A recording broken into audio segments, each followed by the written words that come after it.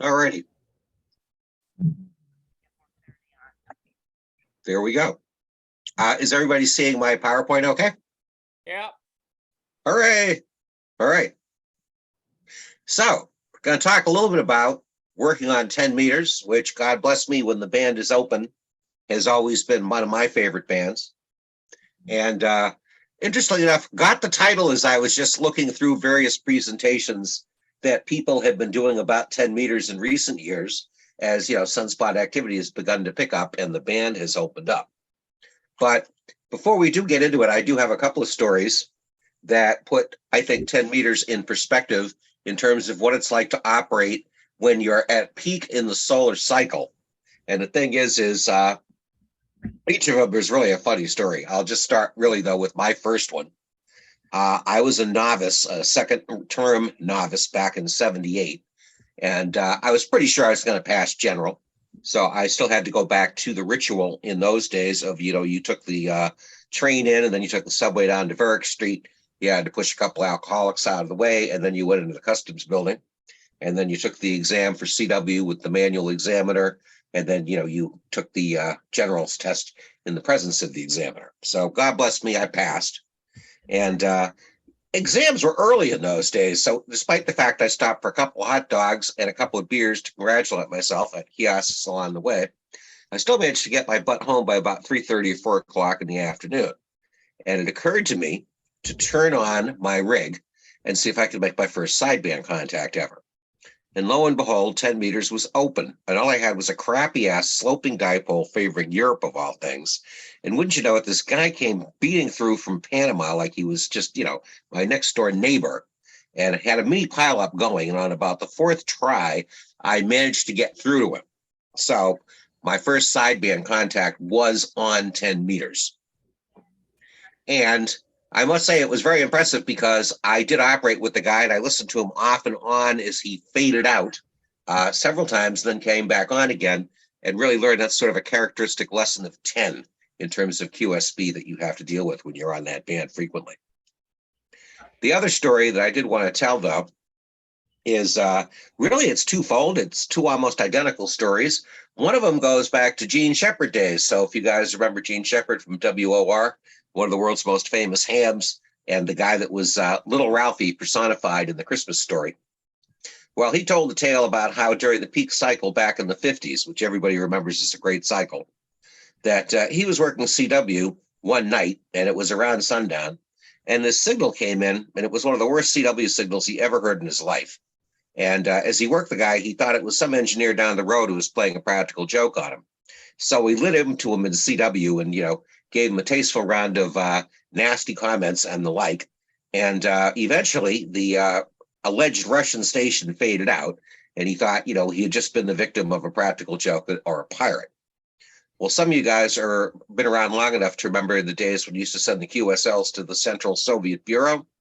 Well, son of a gun, he was flabbergasted when 2 years later he gets this card from this Russian guy who was in the middle of Asiatic Russia, verifying his CW contact, and all he had under the comments was just a stream of question marks, like he was still trying to comprehend what Shepard had told him in the conversation.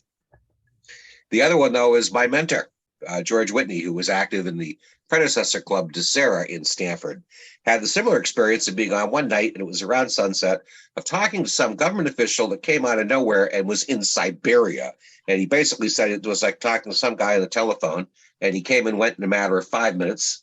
And once again, he wouldn't have believed it, except the QSL showed up a couple of years later to just verify it. So, always been a favorite band of mine, but that's really why they call it the Band of Legends. Can be boring a lot of the times. So, one of the things.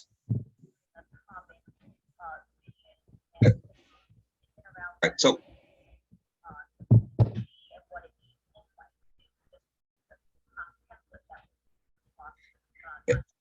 Is somebody trying to talk in the background? Is everybody hearing me okay? Yes, we are fine. Okay, great. No, I'm just getting some kind of interference in the background, guys. I'm sorry. And so, 10 meters, when it's dead, what do we use it for? A bunch of local rag chewing. As a matter of fact, John Zabini and I, along with the group, used to get on 10 meters all the time at night, around 10 o'clock at night or so, just to chew the fat. Characteristic is it's a big band. There's a lot of room up on 10 meters, so you can do a lot of things. However, it does lie dormant during lower, periods of sunspot activity, only to peak in interest when the solar peak starts to approach and it goes wild with DX. So really, the interest now, reason why we're sort of focusing on 10 meters is we're on the upswing of the cycle, and it looks like we've got about another 2 years to go. Just a quick diagram, and this is to me what's always made 10 meters such a useful band when you get propagation on it, is there's plenty of room to spread out. So unlike 20 meters and 40 meters, which have relatively narrow allocations, and especially when you just break it down to the sideband side of things, 10 meters has got, 5 times the elbow room, essentially. So you got all the room in the world you need to play up there.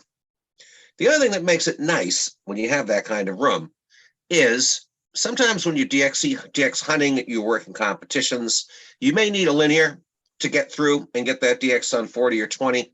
Most of the time on 10 meters, you're not going to need the linear. One, the propagation is usually strong enough if there's band openings to pull you through without the linear. But two, since you have so much room to spread out, you don't have the scenario where you're all fighting it out for one frequency and you're at the mercy of the stations that have the high powered linears. A lot of people that just have casual interest on 10 have no idea of just how much activity potentially goes on up there when it's open. So really the characteristic use of the lower, say 100 kilohertz or so for CW, well, that traditionally is still in place, and you still do see some activity up there. What's kind of new is up in the 28070 region and just slightly above that, which was, previously listed as dedicated to RTTY, is where you get a lot now of the FT8 crowd hanging out. And we'll call on Dr. John to give us some of his experiences while working FT8 on 10 meters so he can enlighten you. I don't have much experience in that regard, but 10 meters and FT8 are a very hot combination right now. The other thing to bear in mind is the beacon frequency allocations. And if you've never heard them on 10 meters, if you're trying to figure out what propagation to what regions there are out there, there's any number of beacons scattered across the United States that are fairly well known that work in that region. So just for curiosity's sake, I tuned across the beacon portion of the band the other day as I was preparing for the presentation and saw 5 different beacon stations that were basically scattered throughout the Southwest and the West Coast, all which gave me the ability to confirm that there was propagation of the West Coast and the Southwest, even though there were no active stations on the air at the time. So beacons do play their role. Standard sideband operation 28,300 up to 29,300, but you'll almost always see it concentrated in the first 300 or 400 kc above 28,300. There are opportunities for slow scan TV. There is a segment that's allocated for AM, and a lot of times you'll see local guys up there that are operating AM. There are some satellite methodologies that do use 10 meters. And this is kind of an interesting thing. This is something I learned totally by accident. There is FM activity on 10 meters, and there is FM repeater activity. How did I discover that? Well, long ago and far away, at Fred Cunningham's recommendation, I got an ICOM I-746, basic HF rig, but it also had 6 meters and it also had 2 meters. 2 meters was pretty marginal. It was alleged that the receiver on the rig was as deaf as a haddock. But one day, by accident, while I'm on 10 meters and listening to something odd, I hit the FM switch and realized I was listening to somebody talking in FM. I then just went and hit the button that toggled 2 meters on and took it out of simplex and put it into repeater mode. And lo and behold, I'm hearing both sides of the conversation. So after there was an interlude, I broke, and wouldn't you know it, I found out I was operating an FM repeater that was on top of some office building down in Houston, Texas, that all the locals like to use. And there I was keying it up on 10 meters. So there you go. Life is full of surprises. So a lot of uses, a lot of room for all the uses. And really, that's what makes the band tick. Of course, the desirability of the band and its usage goes up as solar activity increases. And the good news is, hallelujah, the solar cycle is back on the uptick. So looking back at it, the folks at NASA have more or less figured out that the minimum that basically marked the beginning of cycle 25, or the end of cycle 24, beginning of 25, occurred back in December of 2019, and we're on the upswing. They anticipate that we've got maybe 2.5 years solid more upswing before we hit the peak. So, gentlemen, this is liable to be the best 10-meter activity a lot of us are going to see for quite some time. Thus, the move trying people encourage people to get on 10. Take a look at this, because I don't think I've ever seen a chart that describes some of the disillusionment we've had in ham radio in the last 20 years. Now, you will hear people make the comment that they don't make things like they used to. That's subject to debate depending upon what you're talking about. But there's no question about this. We've been on a downhill slide for solar cycles for years. If you talk to some of the hams that made the hobby what it is today, that are still with us, that are in their early 80s, and they could talk to you about life back in the 1950s, it was like nothing you've ever seen. And you take a look at the peak, there were solar flux numbers up in the 360 range back in those days. If you look, the last couple cycles have been relatively piss poor. The last cycle was just utter dog crap. It did have an interesting aspect to it, though, in it that it had two peaks, which kind of confused a lot of people. But the fact that that cycle was so bad and that the previous cycle was so bad began to have some astrophysicists projecting the thought that we may be headed for something known as a modern minimum. We might be combining a whole series of downward sloping cycles. The good news is the geniuses that have looked at the current data have reason to believe that this will be a cycle at least better than the previous one. So we do have something to look up to. But yes, in the context of they don't make them like they used to, the odds are we'll never be able to match cycle 19, at least not in my lifetime. Now, we are recording this, and we do put these presentations on the net, so this guy will show up on YouTube. I had hoped that we would have a few technicians that were in the audience, and in many ways, the presentation is directed towards them, although I think there's good info in here for anybody.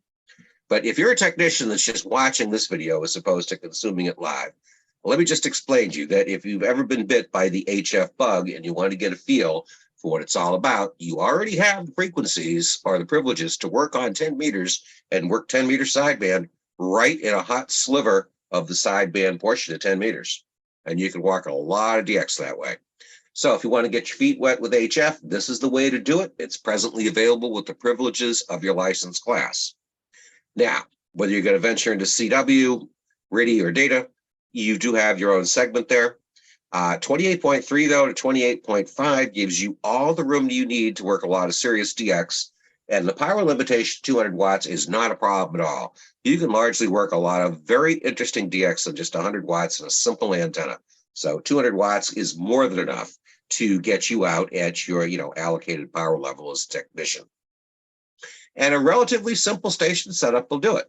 Now, for a lot of us guys that have been on the air for years, going to 10 meters is no more than a matter of flicking a switch. We've had multi-band antennas for years. A lot of us are using beams that have the elements already up for 10 meters. We just haven't put them to use because there's been no openings.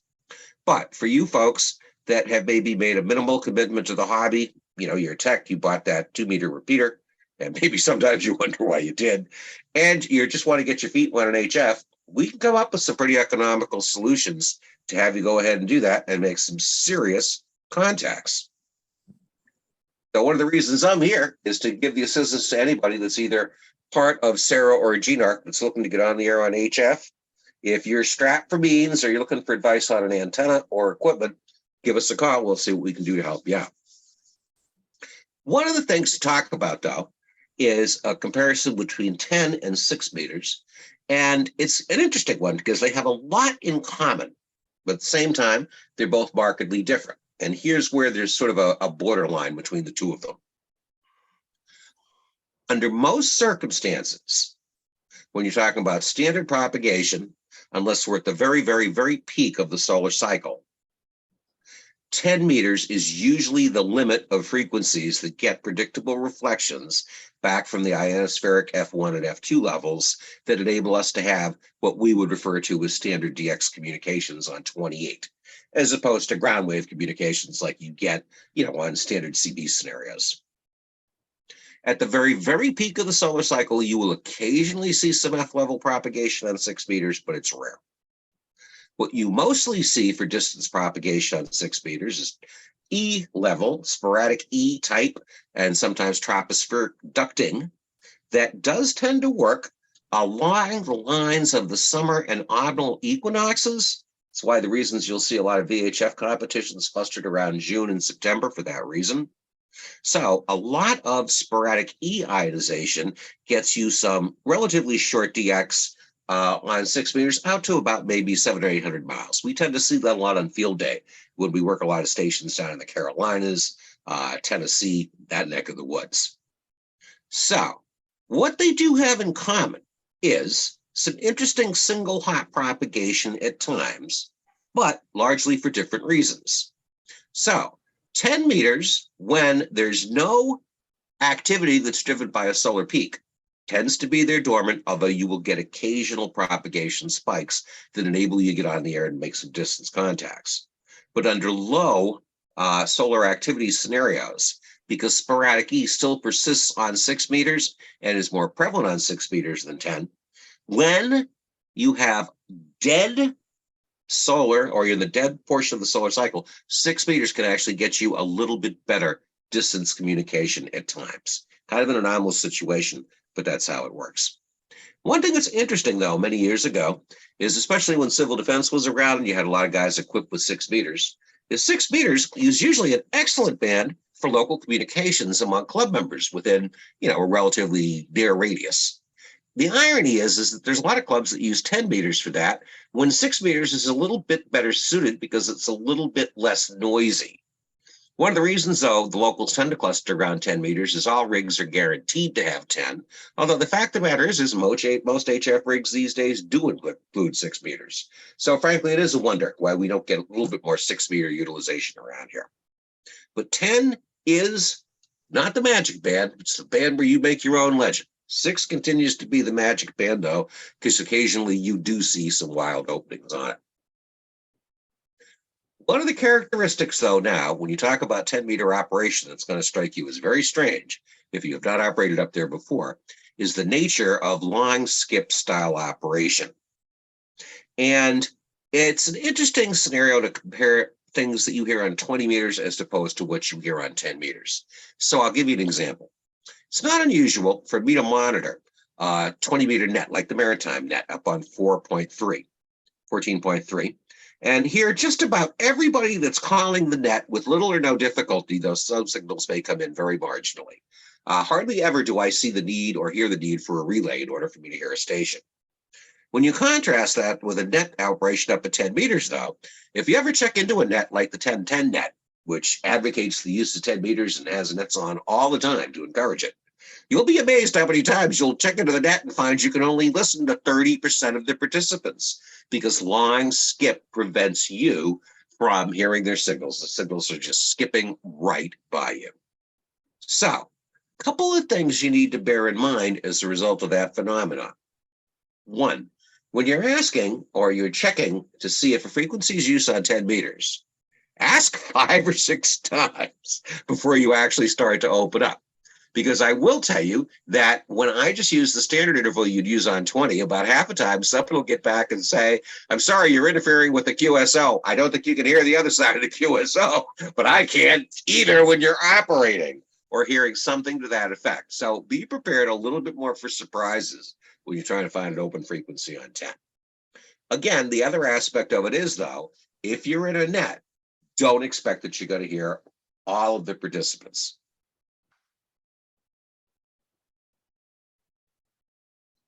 All right, another thing, QSB. Now, I thought I knew my Q signals, but when I did get home and I started operating a lot of 10-meter sideband, I started working a lot of Eastern Europeans early in the morning. And it seemed to have a pattern where I would get on I'd have a brief discussion with them. They'd have a signal that was 40/9, and then all of a sudden they would start to drop off, and they would tell me that there was bad QSB on my signal, and they could barely copy me. Well, I just didn't realize that this is an everyday aspect of operating on 10 meters. You have to get used to the notion that you may lose propagation and lose a contact after just a brief interaction in the QSO. And so, if you're a serious DXer and getting a station in the log is a priority, do not screw around. Keep your transmissions short. You want to give your call and make sure it's received. You want to make sure you get the call in return and exchange a signal report, period. Embellish after that, because if you don't, you may find out the propagation is completely dropped and a QSO that you might have otherwise logged has just disappeared. All right. The other aspect of this is when they kept saying QSB, I kept thinking there was something wrong with my transmitter, my transmitted signal, without realizing, nope, QSB is part and parcel of operating on 10 meters, and you've got to expect it a lot. And sometimes it'll be as significant as a station dropping literally from 30 degrees over to being virtually unreadable. The only advice I'll give you, though, if that ever happens in the middle of the QSO is don't give up. Because you know what? You may find peaks and valleys in the guy's signal, and he may come back a minute or two later talking to another station when another peak in that local propagation occurs just momentarily. 10 meters has definitely got its anomalies. Here's the other aspect of 10 meters. And this is what I'll, when I'm done with this page, I'll ask Dr. John to just start commenting about FT8. But there's always the perception that 10 meters is largely useless for distance communications unless it's around the peaks. And so let's say hypothetically the average solar cycle is 11 or 12 years, then maybe 10 meters is good about a third of the time. However, this is based on just casual monitoring of a band, and also based on monitoring a band in an era when not a lot of hams are interested in getting on calling CQ. There is a little expression that goes something like 1,000 operators in listening mode do not produce a QSO. Someone's got to put out a QSO. If you got a band scope on your rig and you tune across 10 meters and you don't seem to see anything, just understand that there's other ways to determine whether or not there is an opening that's occurring. The other aspect of 10 meters is there may be openings all the time, but nobody in the area that the opening is associated with. So, couple other ways to ascertain whether there's activity on the band and whether the band is open to anywhere. Listen for the CW beacons. We mentioned them. They're the 28.1 to 28.3 range. I hear them all the time. Again, I heard a total of 5 of them the other day when I tuned across that sliver. You can then identify by their calls where they are. Also, though, about 50% of the time, they will give their grid squares so that you can actually track them specifically to their location. Now, this is my understanding based on research that I've done, but FT8 activity, I guess, clusters around 28.074, and apparently there's always somebody there. Really, what I've been told at this stage of the game, although this may be mild exaggeration, I'm in no position to comment, that on 10 meters, there's something like 10 times the FT8 population these days that there is a sideband operation. That's how efficient people are at getting things done on FT8. Couple other things, though. You can always listen for activity on the CB bands. Remember, you got a lot of guys with high-powered linears operating illegally. Well, they're good beacons in their own way. And one channel to listen to in particular is 27.025, which is basically the World Series of Illegal Linears channel when you operate on CW. But the other aspect of that is that freebanders a lot are on the air, and they're on more than some of the hams are on sideband. You can hear them right above the top of channel 40, 27.405, and below the 28 megahertz boundary that marks the beginning of the 10-meter band. So don't be discouraged by a band that appears to be closed. Tune across it continuously. And one other thing, when I get into the daily cycle of life on 10 meters, just understand 10 meters may close for an hour or two because the geography on the other side of that hop's got nobody listening, or it's traveling over the ocean. We'll give you some examples of that. But with respect to the characteristics, though, of 10 meters makes it so ideal for FT8 scenarios? Well, one, it's got the room. No one can complain about one mode stepping on another's allocations. But FT8 offers you the ability on 10 meters to make QSOs under the most marginal conditions possible. And the research that's been done by FT8 hams clearly indicates that when you think there's no solar activity that's influencing 10 meters, there actually is. It's just not something you're ever going to discover if you're working in sideband mode. So what we'll do is have Dr. John just comment on what he's been hearing recently on FT8, but he can also comment, because we've had these discussions about just starting to operate at FT8. John, I think you were saying this is going back 2 or 3 years ago, when we were still at a minimum, when we were still really on the upswing of the cycle at the very beginning of it, and you were getting pretty decent results on 10 meters, even operating under your apartment under that scenario. Yes? Take it away at this point. Okay, well, I'm looking here at my records here on QRZ, and some days the FT8's working all the time, day and night. I'm looking back at February 20th, already at 2200 hours, so that's 6 p.m. or so, and it's going on. And then a big slug of 10 meters on the 18th in the evening. Again, I'm working them around the 18th. It was good until, again, around 2200 hours, and then I had to fade out of that band and go to 30 meters. So when it's open, again, on the February 17th, the 13th, it was hot. The 13th was very hot for me. I was working it all day, and they just kept coming in every few minutes. Right. The 12th was great. I'm still looking at, I mean, I've got like, I must have 60 or 80 10-meter contacts in a row before I changed bands. Then sometimes I'll drop off to 12 meters, but it was, right now it isn't as hot as it was earlier, but I'm seeing huge streaks here of, then I get to another day, and all of a sudden I'm stuck again on 30 meters. So right now I only see 1 or 2 stations trying to get through on 10 meters. I see like 2 or 3 visible traces on my flex screen. But yeah, my basic rule is I turn on my rig and I go to 10 meters and see what's happening, and I just work my way down until I find a band with some good activity. But in the evenings, if 10 is dead, I personally like to work 30 meters. I get a lot of Europe on that. 40 meters, I just get domestic, occasional Europe. So the bulk of all my foreign contact is really on 30 meters and 10 meters. Gotcha. Okay?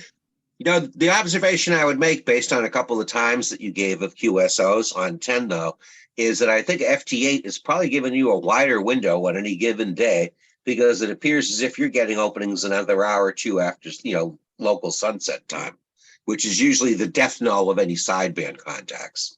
Well, I love it at the gray line. Right, right.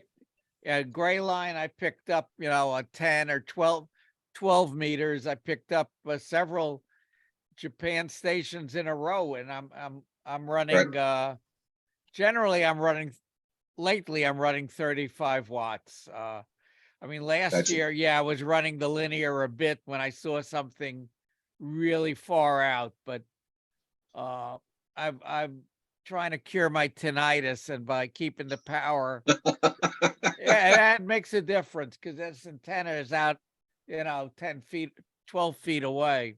Gotcha. A little stubby vertical. So very good. All right. Well, thank you for just explaining what you've done on FT8. They're on 10. And like I say, under marginal conditions, clearly better than sideband. What you will see, though, is the sideband frequencies will start to basically be more frequently used as the word gets out that the band is open, you know. Here's the other aspect of it in terms of the bandwidth. Anybody can do whatever the heck they want on the band without getting in somebody else's way. So I'll just give you an example on that nighttime net that John Sabine and I used to yak at that was up around like 28,500 on 10 meters. We had 2 or 3 guys that were into enhanced sideband, man. These guys were as wide as a barn door. And I used to just get them. But I mean, hey, the band's dead. There's plenty of frequencies available anyway. Who cares? So you got the elbow room. The other thing, too, is AM gets got its own nice allocation, so you don't have to step anybody to operate. You know, your free game, anything around 29 above megahertz. And the other nice thing is, really, as the band is open, is you do have lower noise on the signal, and AM does sound pretty under those circumstances. Also, plenty of room for the FM boys to spread out, so you will get some simplex activity up around 29.6. But again, you will see those FM repeaters, like the example of the one that I gave that I was working down in Houston and just stumbled upon by accident. To a certain extent, again, this is addressed to someone that's a technician. So if you're just seeing this via YouTube, here's the deal. If you got that 2-meter FM rig and you managed to use it, God bless you.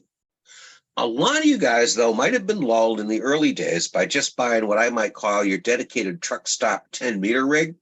And I will tell you, it will do you just fine for operating on 10 meters. All, modern HF transceivers do have 10 meters built in as, just a standard capability. But the thing is, when 10 meters is open and you are working under ideal conditions, to a certain extent, it's the great equalizer, because I'll tell you, I've been on the air with just 100 watts and a simple dipole and been amazed what I've been capable of working under the right conditions. Now, simple antennas will do the trick. Will a beam help? Absolutely. But is a beam a necessity to work DX on 10? No, it's not. Much less so, for instance, than it is on 20. Do you really need a linear on 10 meters? Really, you don't. I know very few people who actually crank them over, and most of them that do just do it so they can say they did. Many years ago, when in an effort to clamp down on the use of ham radio amplifiers for CB purposes, they restricted our use and restricted, manufactured linears in the United States from coming off the shelf with a 10-meter capability. To be honest with you, hams are a little pissed, but nobody missed the capability.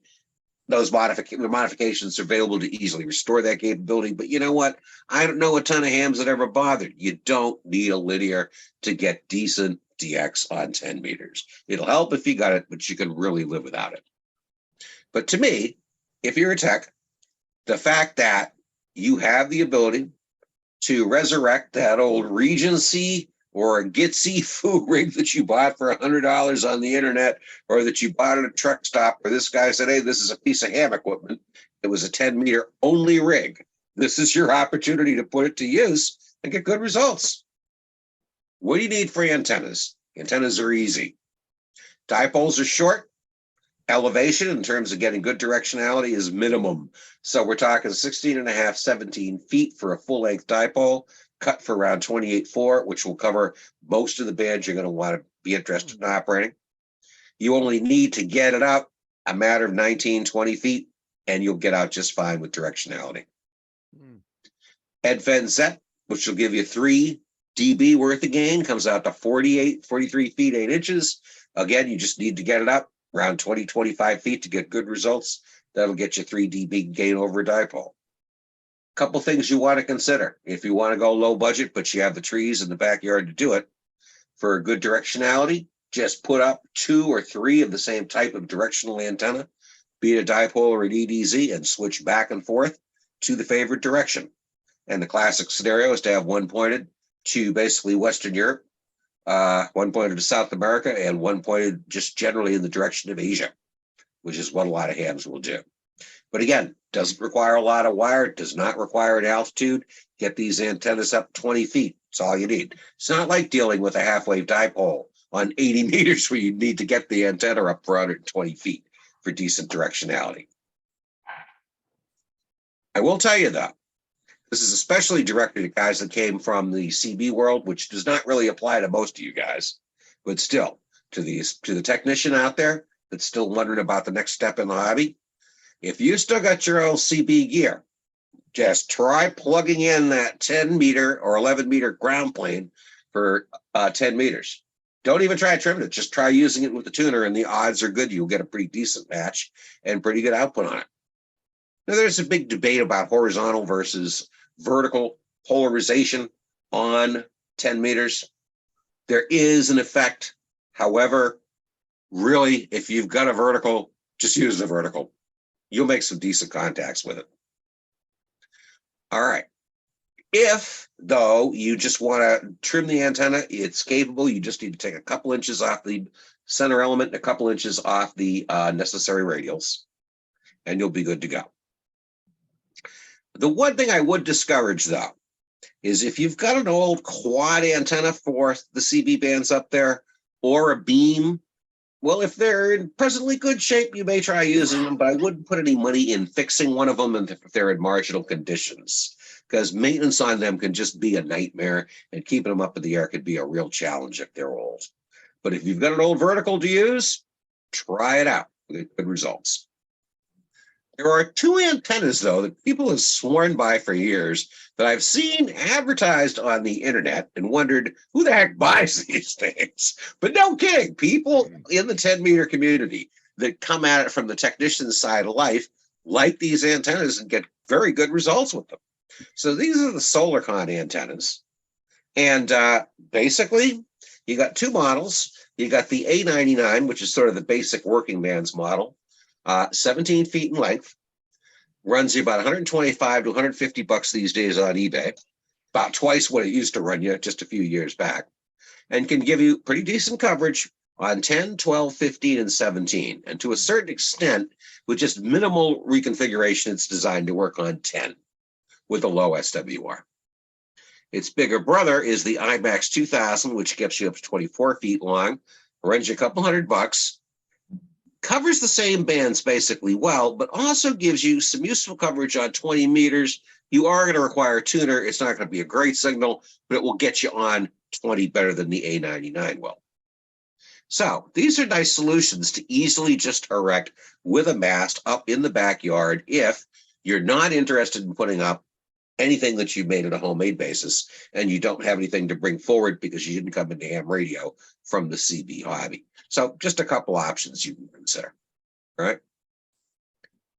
However, if you like to build stuff, remember I'm cheap. I always somewhere put in my discussions of ham radio, I was raised by an accountant. I don't spend money I don't need to spend on the hobby. So a couple of things to bear in mind. YouTube is your friend when it comes to you designing your own antenna solutions for 10 meters. So again, building a dipole or an EDZ is a piece of cake, but you have a couple other options if you want to go the vertical route. So did find a couple of these guys on YouTube, and both of them deal with what I would call your classic 1/4 wavelength ground plane style vertical, where you have elevated radials.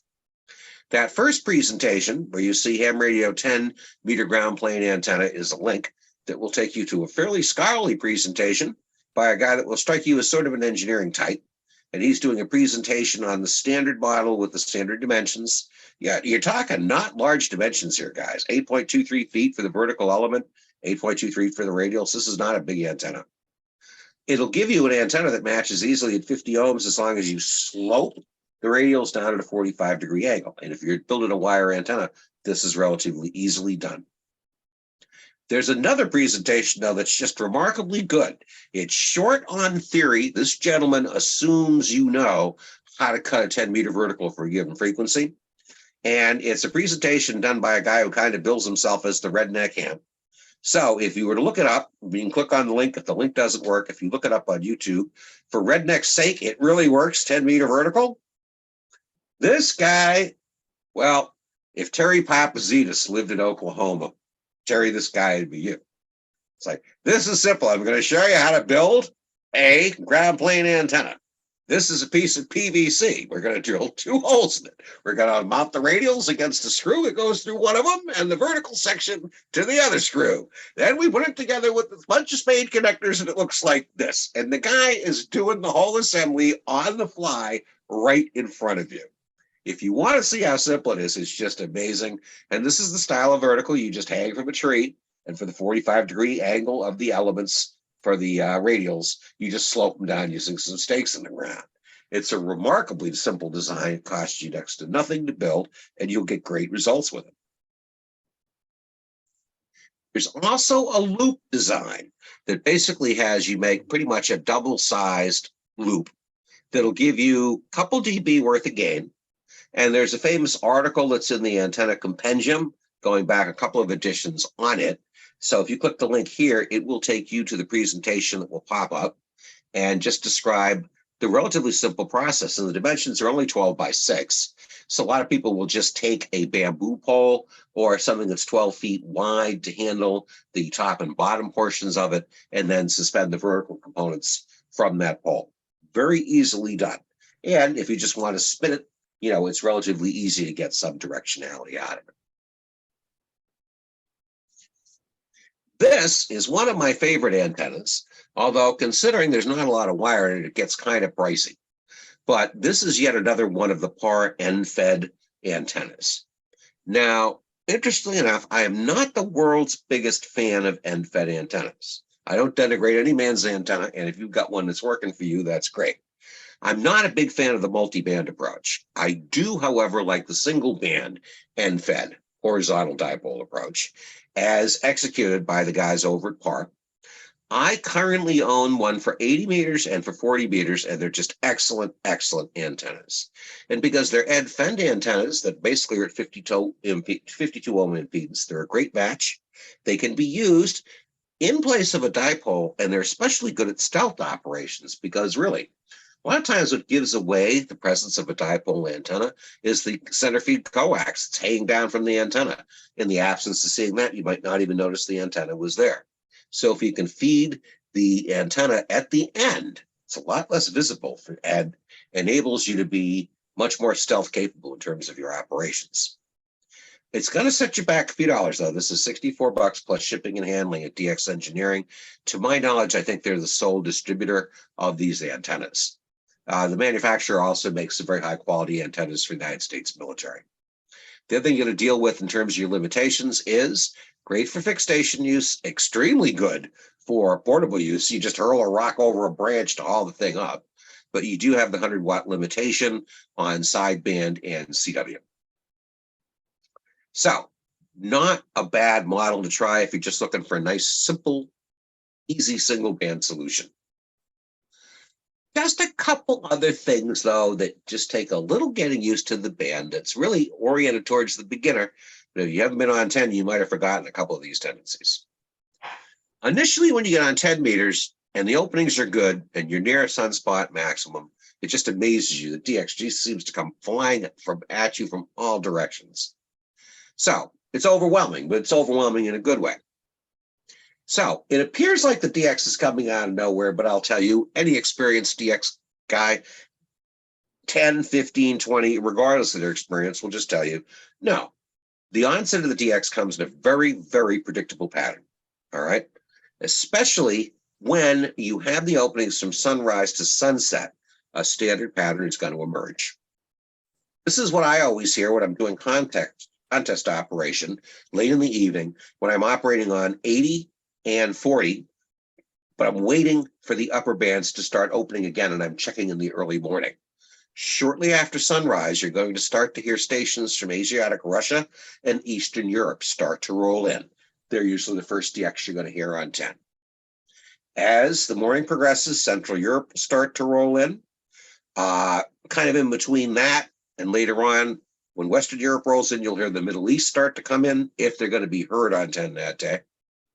And then as you go further into the AM, this is where things get a little surprising. You may get a lull on 10 meters and you may just go, well, band's gone dead. No, there's plenty of propagation, but unfortunately the propagation is now to stations in the middle of the Atlantic Ocean. What happens is you gradually see a shift at around noon. where the band, based on the position of the sun over the equator between us and South America, Latin America, and the Caribbean, is going to start to be wide open. And that pattern is going to continue till around 3 or 4 o'clock in the afternoon, predictably. There's magic stations in Brazil, though, for some reason. I always hear till 7 o'clock at night. I don't know how they do it. But really, southern Argentina and Brazil, I tend to hear a lot very late in the evening.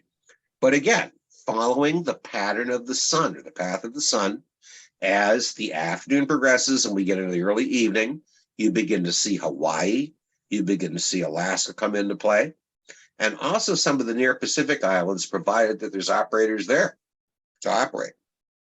It's late in the afternoon, though, that things really get interesting, and it's usually just before dusk that I begin to hear Japanese operators just left and right coming over on 10 meters. And for some reason, I've never known why, these guys tend to cluster around 28,500. So you really tend to look for them there. I think they do it so they're outside of the mainstream of the ham band, so maybe they're a little bit better heard by most domestic operators. All right, so that's a little bit of information to whet your appetite for getting on 10 meters. I've always loved the band, and I would just like to acknowledge the role of an organization that has been the prophet in the desert for 10 meters for years in advocating its use. So this is the 1010 International Group. They do run a net on 10 meters that meets a couple times a day, but the whole objective of this organization is to keep people operating on 10 meters. Net result is it takes the band through lean times and helps it give it a nice clientele for times like now when conditions are starting to really get good. They do have a homepage that you can access, and I would suggest you go there just to get some basic information about what they're all about. Some of the information they have available as research and resource material, and also some of the competitions that they run. So, final thoughts. If you've reneged on getting on 10 meters, now's the time. Hey, you could be a guy that upgraded to general or extra a long time ago, but there's just been no 10-meter openings to make it worthwhile. But if you've already got that tri-band beam up, geez, there's no overhead to getting on 10. You just got to flick the dial. It's as simple as that.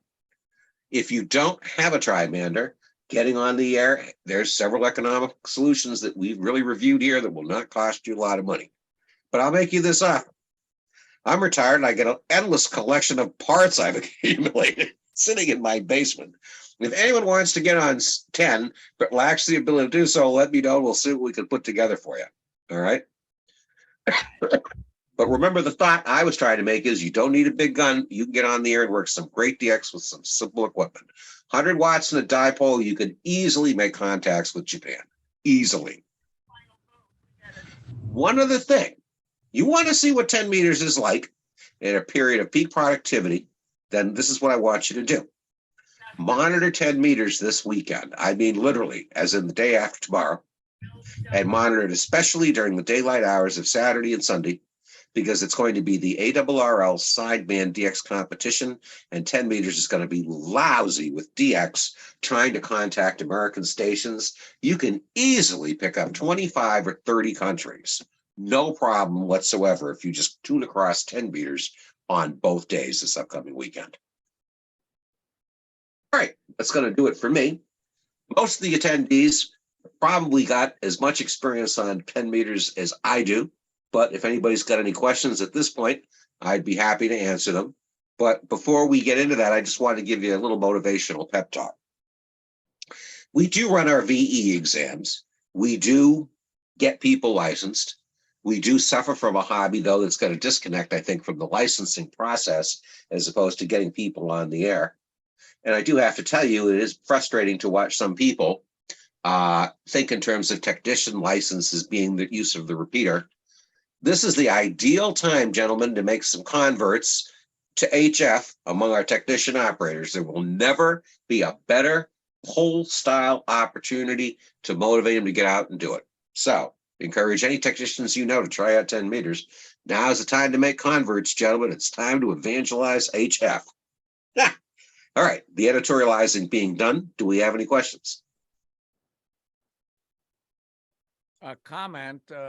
Just remember, I'm using a little Tarheel HP screwdriver antenna, and that'll tune any frequency, not just bands, any frequency between 6 meters and 40 meters, even off frequency. So, but Yeah, it's a very tell us narrow, but it's a narrow band. right. Tell us a little bit more about that antenna, because I've heard you talk about it. Well, I mean, it's designed. There's a whole series of them. They're all very similar, bigger or smaller. Right. They've got, antennas that'll handle, 80 through 6 with giant coils. So, I mean, my coil section is maybe 2 feet long, and there's a motor drive, and it has a pulse counter, and it spins down to a preset point. So if you need a controller that'll remember where you set it, and they're cheap controllers from $100 and up. But the whole point is it's basically a very loaded vertical. So some models have just a short 32-inch whip. I bought longer whips that I could throw on this thing. I mean, I have a 60-inch whip, which I've used for about a year, and that worked fine. And I could even throw on like a 10-foot whip if I wanted to try to get down to 80 meters. Yeah, so stupid question now. So when you're operating out of your car, or you have a deck on your balcony or a table on your balcony, or what are you doing? I have a steel railing on my balcony. Oh, I'm okay. using that's my ground plane. Gotcha. It runs, the length of the balcony, so it's about, 13 feet of steel. Okay. And I they just painted it, but I just, screwed it up and dug the clamps into the steel again. Right. The thing is also very touchy. You really got to have that ground, because if you loosen up on your grounding, you'll start to lose your bands. But they make, go to tarheel.com. There's a whole series of them. I mean, your other option. I mean, Yaesu makes the ATAS 120 series, and that's specifically work with like the 991A and their other small multi-band units. But it won't work on every frequency, because it's got the windings are it's not a linear winding. I mean, the winding spacings change down the tube. But that worked for me also. I used that for a year. That worked good. Right. No, I was looking over the Tar Heels for possible use as a mobile antenna for when I take the annual Florida trip. Yeah, I recommend it. I've had it out, it's been sitting out on the deck now in all the weather for 2 years. Gotcha. I haven't had any trouble. Just keeping things tight. That's about it. Right. Terry Papazitas. Terry, what do you use for mobile antenna when you're on HF? Well, I've recently bought the ham stick. I have. Oh, you did? Yeah. I haven't used it that often, but I used it once at Sherwood, and once at Marybrook over there. Right. And I only have the one for 20s so far.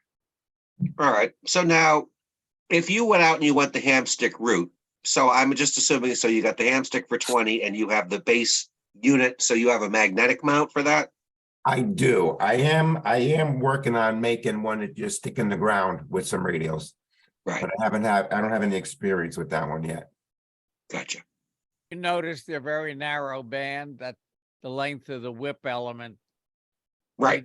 It needs to be cut to the frequency you want to use. Then you got to go and paste it back together to get to the back down to CW.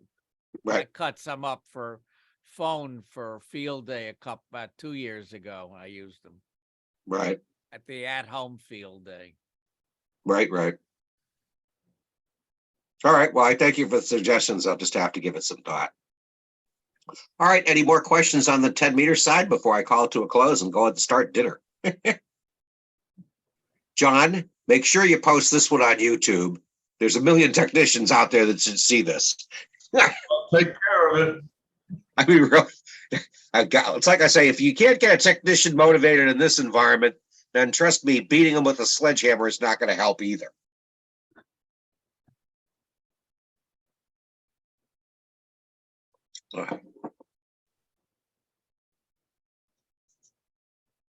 All right, it looks like, thank you, Terry, for the presentation. Looks like a lot of work was in there.